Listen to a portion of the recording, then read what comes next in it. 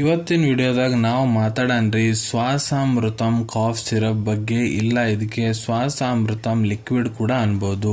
So ಶ್ವಾಸಾಮೃತ calf syrup ಅಂದ್ರೆ ಏನು, ಅದರ ಒಳಗಡೆ ಪ್ರಮುಖ ಘಟಕ ದ್ರವ್ಯ ಕೀ ಇಂಗ್ರೀಡಿಯೆಂಟ್ಸ್ ಏನೇನು ಇರ್ತವು, ಮತ್ತು ಯಾವ್ಯಾವ ಸಮಸ್ಯೆಯನ್ನು ಗುಣಪಡಿಸ್ಲಿಕ್ಕೆ ನಿಮ್ಮ ಡಾಕ್ಟರ್ ನಿಮಗೆ ಇದನ್ನ ಬರೆದು ಕೊಡ್ತಾರೆ, ಡಾಕ್ಟರ್ ನಿಮಗೆ ಇದನ್ನ ಯಾವ ಪ್ರಮಾಣದಾಗ ಸೇವನೆ ಮಾಡ್ಲಿಕ್ಕೆ ಹೇಳ್ತಾರೆ, ಎಷ್ಟು ದಿನದ ಮಟ್ಟ ನಿಮಗೆ ಇದನ್ನ ಸೇವನೆ ಮಾಡ್ಲಿಕ್ಕೆ ಹೇಳ್ತಾರೆ, ಇದನ್ನ ತಗೊಂಡಾದ್ಮೇಲೆ ನಿಮ್ಗೆ ಸೈಡ್ ಇಫೆಕ್ಟ್ ದುಷ್ಪರಿಣಾಮ ಏನೇನು ಆಗಬಹುದು, ಯಾರು ಈ ಸಿರಪ್ ವನ್ನು ಉಪಯೋಗ ಮಾಡ್ಲಿಕ್ಕೆ ಹೋಗಬಾರ್ದು, ಇದ್ರದ್ದು ಮೂಲ್ಯ ಎಷ್ಟು ಮತ್ತೆ ಎಲ್ಲಿಂದ ನೀವು ಇದನ್ನ ಖರೀದಿ ಮಾಡಬಹುದು, ಕಂಪ್ಲೀಟ್ ಮಾಹಿತಿ ನಾನು ನಿಮ್ಗೆ ಈ ವಿಡಿಯೋದ ತಿಳಿಸ್ಕೊಡ್ತೀನಿ. ವಿಡಿಯೋ ಸ್ಟಾರ್ಟಿಂಗ್ ಲಿಂದ ಎಂಡ್ ತನಕ ಮಿಸ್ ಮಾಡದೆ ನೋಡಿ.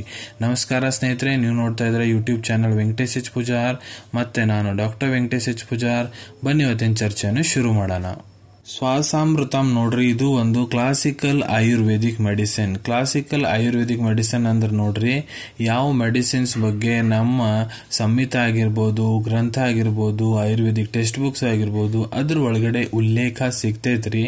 ಇದನ್ನ ಯಾವ ರೀತಿ ತಯಾರ ಮಾಡಬೇಕು, ಯಾವ ರೋಗಿಗಳಿಗೆ ಕೊಡಬೇಕು, ಯಾವ ರೋಗಿಗಳಿಗೆ ಕೊಡಬಾರ್ದು, ಕಂಪ್ಲೀಟ್ ಮಾಹಿತಿ ನಮ್ಮ ಆಚಾರ್ಯಗಳು ಮೊದ್ಲಿಂತ್ರನ ಬರೆದಿಟ್ಟಿರ್ತಾರೆ. ಅದರ ಸಂಬಂಧ ಇದಕ್ಕೆ ಕ್ಲಾಸಿಕಲ್ ಆಯುರ್ವೇದಿಕ್ ಮೆಡಿಸಿನ್ ಅಂತ ಕರೀಲಾಗ್ತೈತಿ.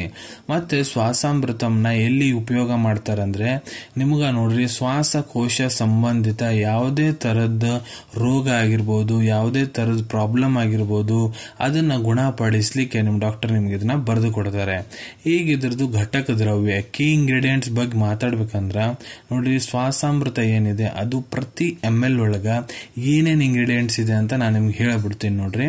ಕುಂಗುಮಪು 0.10 mg, ಲವಂಗಂ 0.50 mg, ಆಡತೋಡ 0.50 mg, ಕರ್ಪೂರಂ 0.10 mg, ತಿಪ್ಪಳಿ 0.75 mg, ಜಾತಿ ಪತ್ರೈ 0.50 mg, ಮಜ್ಜಿಕಾಯಿ 0.50 mg, ಮೆಲಗು 0.50 mg, ಕಡುಕಾಯಿ 0.50 mg, ಅತಿ ಮಧುರಂ 0.50 mg, ಗೋರೋಚಂ 0.10 mg, ಬಾದಾಮಿ 0.50 mg, ನವಚರಂ 0.10 mg, ಸುಕ್ಕು 0.50 mg, ತಾಲೀಸ ಪತ್ರೈ 0.50 mg, ಶಿರುನ್ಗಪ್ಪು 0.50 mg, ನೆಲ್ಲಿಕಾ 0.50 mg, Tanikha 0.50 mg, ಪತಲಂಗಂ 0.50 mg, ಕಸ್ತೂರಿ 0.10 mg,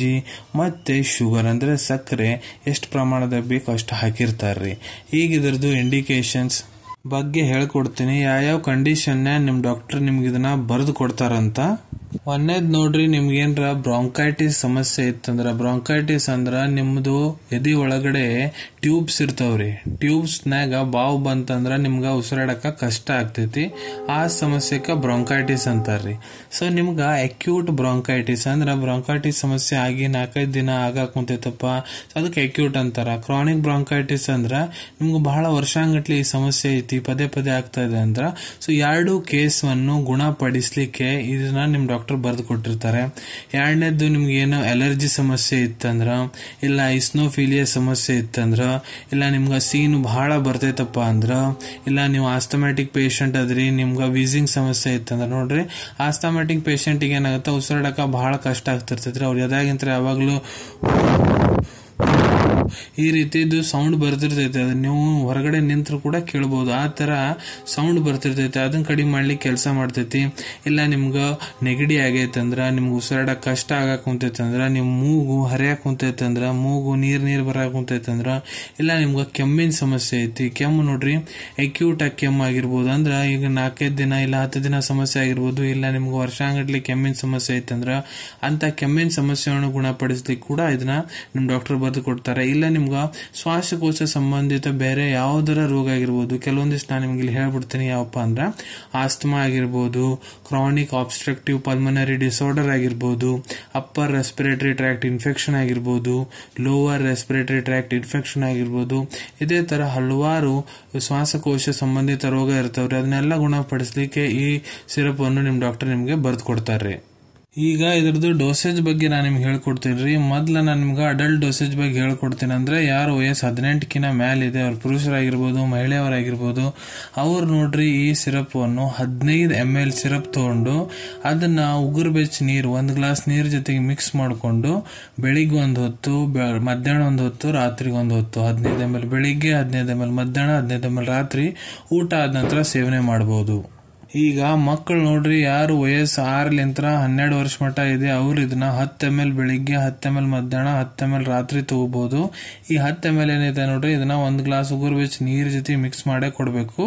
ಸೊ ಇದನ್ನ ಊಟ ಆದ ನಂತರನೇ ಸೇವನೆ ಮಾಡಬೇಕು. ಈಗ ಮಾತಾಡೋಣ ಎಷ್ಟು ದಿನದ ಮಟ್ಟ ನೀವು ಇದನ್ನ ಬಳಸಬಹುದು ಅಂತ. ಸೊ ನೋಡ್ರಿ ಅದು ಡಿಪೆಂಡ್ ಆಗುತ್ತೆ ನಿಮ್ ಟ್ರೀಟಿಂಗ್ ಡಾಕ್ಟರ್ ಮೇಲೆ. ನಿಮ್ ಟ್ರೀಟಿಂಗ್ ಡಾಕ್ಟರ್ ಯಾವಾಗ ನಿಮ್ದು ಹಿಸ್ಟ್ರಿ ತಗೊಂತಾರ, ನಿಮ್ದು ಕ್ಲಿನಿಕಲಿ ಎಕ್ಸಾಮಿನ್ ಮಾಡ್ತಾರ, ನಿಮ್ ಇನ್ವೆಸ್ಟಿಗೇಷನ್ ರಿಪೋರ್ಟ್ಸ್ ನೋಡ್ತಾರ, ಮತ್ತೆ ಯಾವ ಕಂಡೀಷನ್ ಸಂಬಂಧ ಅವ್ರು ನಿಮ್ಗೆ ಇದನ್ನ ಬರೆದು ಕೊಡೋ ಅಂತಾರ ಅದ್ರ ಮೇಲೆ ಕೂಡ ಡಿಪೆಂಡ್ ಆಗುತ್ತೆ ರೀ.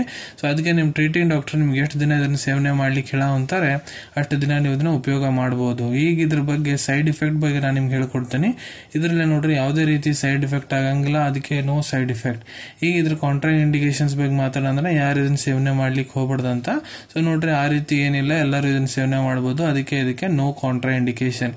ಈಗ ಇದ್ರದ್ದು ಮೂಲ್ಯದ ಬಗ್ಗೆ ನಾನು ನಿಮ್ಗೆ ಹೇಳ್ಬೇಕಂದ್ರ ಇದು ನೋಡ್ರಿ ನಿಮ್ಗೆ 287 ರೂಪಾಯಿ, 287 ರೂಪೀಸಿಗೆ 200 ml SCP ಕಂಪನಿಯವ್ರದ್ದು ಶ್ವಾಸಾಮೃತ ಸಿರಪ್ ಸಿಗ್ತೈತ್ರಿ.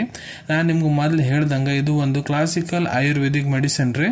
ಅದಕ್ಕೆ ಇದನ್ನ ಬಹಳಷ್ಟು ಫಾರ್ಮಾಸ್ಯೂಟಿಕಲ್ ಕಂಪನಿಯವರು ತಯಾರು ಮಾಡಿರ್ತಾರೆ. ಆದ್ರೆ ಎಲ್ಲದ್ರಾಗೂ ಸೇಮ್ ಇಂಗ್ರೀಡಿಯೆಂಟ್ ಇರ್ತಾವ, ಸೇಮ್ ಆಕ್ಷನ್ ಇರ್ತೈತಿ. ಆದ್ರ ಫಾರ್ಮಸಿ ಇದ್ರದ್ದು ರೇಟ್ ಏನಿದೆ ಜಾಸ್ತಿ ಕೂಡ ಆಗ್ಬಹುದು, ಕಡಿಮೆ ಕೂಡ ಆಗ್ಬಹುದ್ರಿ. ಈಗ ಇದ್ರದ್ದು ಅವೈಲೇಬಿಲಿಟಿ ಬಗ್ಗೆ ಮಾತಾಡನ್ರಿ. ನೋಡ್ರಿ ನಿಮ್ ಕಡೆ ನಿಮ್ ಡಾಕ್ಟರ್ ಬರೆದು ಕೊಟ್ಟಂತ ಪ್ರಿಸ್ಕ್ರಿಪ್ಷನ್ ಇತ್ತಂದ್ರೆ ಇದು ನಿಮ್ ಹತ್ರ ಇರೋ ಆಯುರ್ವೇದಿಕ್ ಮೆಡಿಕಲ್ ಸ್ಟೋರ್ ಇಲ್ಲ ಯಾವ್ದಾದ್ರು ಆಯುರ್ವೇದಿಕ್ ಫಾರ್ಮಸಿ ಇದ್ದಾಗ ನೀವು ಬಹಳ ಸುಲಭ ರೀತಿಯಿಂದ ಇದನ್ನ ಖರೀದಿ ಮಾಡಬಹುದು ಅನ್ಕೊಂತೀನಿ. ವಿಡಿಯೋದಾಗ ನಾ ಏನ್ ಮಾಹಿತಿ ನಿಮ್ಮೆಲ್ಲರ ಜೊತೆಗೆ ಶೇರ್ ಮಾಡಿದೀನಿ ಎಲ್ಲ ನಿಮ್ಗೆ ಬಹಳ ಒಳ್ಳೆ ರೀತಿಯಿಂದ ಅರ್ಥ ಆಗಿರ್ಬೇಕು. ನೀವು ಮುಂದೆ ಕೂಡ ಇದೇ ರೀತಿ ಮೆಡಿಸಿನ್ ರಿವ್ಯೂಸ್ ನೋಡ್ಬೇಕಂದ್ರೆ ಚಾನಲ್ ಅನ್ನು ತಪ್ಪದೆ ಸಬ್ಸ್ಕ್ರೈಬ್ ಮಾಡ್ಕೊಳ್ಳಿ.